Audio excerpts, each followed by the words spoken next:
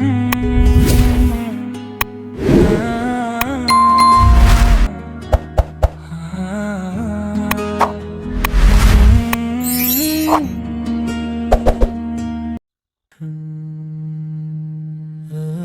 teman-teman merasa hidup ini tidak adil?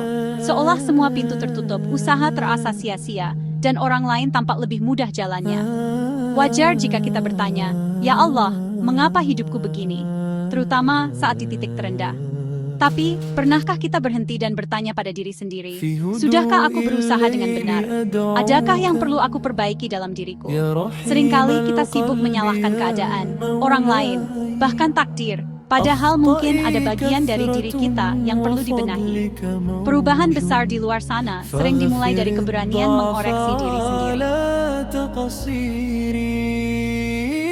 Menyalahkan keadaan itu mudah, kita merasa lega, seolah masalah bukan tanggung jawab kita. Tapi, jalan ini hanya membuat kita berputar dalam lingkaran masalah yang sama, tanpa pernah tumbuh. Sebaliknya, mengoreksi diri itu berat, karena butuh kejujuran dan keberanian mengakui kekurangan. Ya, aku salah, aku kurang berusaha, aku kurang bersyukur. Kalimat-kalimat ini berat, tapi disitulah letak kekuatannya. Dengan mengoreksi diri, kita membuka pintu perbaikan, dan membiarkan Allah menuntun kita menjadi lebih baik. Jalan ini memang berat, tapi ujungnya adalah kemuliaan. Dalam Islam, proses mengoreksi diri disebut muhasabah, introspeksi yang mendalam. Umar bin Khattab berkata, "Hisablah dirimu sebelum kamu dihisab." Audit diri ini penting sebelum kita dihisab di akhirat. Setiap hari, catat amal baik dan dosa kita, jujur pada diri sendiri. Dengan muhasabah rutin, kita tahu posisi spiritual kita, untung atau rugi. Jadikan muhasabah sebagai rutinitas harian. Syukuri kebaikan, mohon ampun atas kesalahan. Dengan begitu, kita siap menghadapi hari esok dan pertemuan dengan Allah. Sering kita berdoa, "Ya Allah, ubahlah nasibku." Tapi Allah sudah menetapkan sunatullah, perubahan tidak datang tanpa usaha dari kita.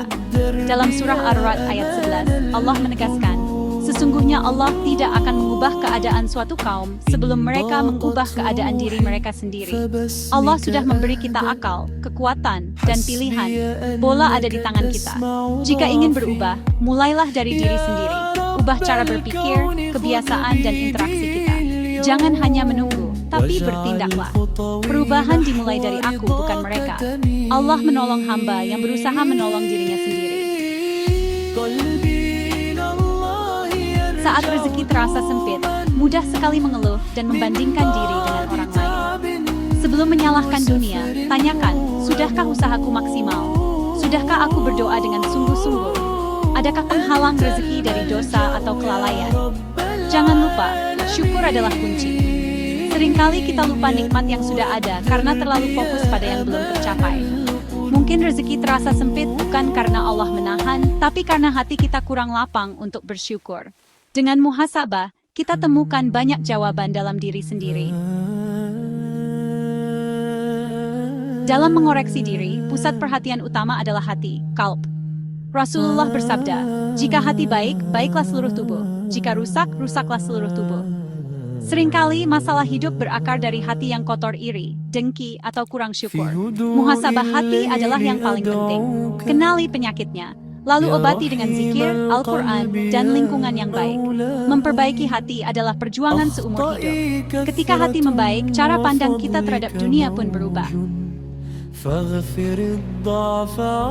Kadang, meski sudah berusaha, kita tetap merasa lelah dengan dunia. Itu tanda kita terlalu mengandalkan diri sendiri dan lupa berserah pada Allah. Tempat kembali paling menenangkan adalah sujud, saat kita mengakui kelemahan dan menyerahkan segalanya pada Allah. Rasulullah bersabda, keadaan paling dekat seorang hamba dari Rabb-Nya adalah ketika ia sedang sujud, maka perbanyaklah doa. Jika lelah, larilah ke sajadahmu, adukan semua pada Allah. Sujud adalah momen mengisi ulang energi spiritual. Setelah sujud, hati terasa lebih ringan karena kita tahu kita tidak menanggungnya sendirian. Kini saatnya berani bertanya pada diri sendiri, bukan menyalahkan dunia, tapi berdialog dengan jiwa. Tanyakan, Apa yang sebenarnya aku cari? Mengapa mudah marah? Mengapa sulit bersyukur? Buat daftar perbaikan konkret walau kecil. Mulai hari ini, aku akan shalat tepat waktu, atau aku akan berusaha tidak mengeluh. Perubahan besar dimulai dari langkah kecil yang konsisten.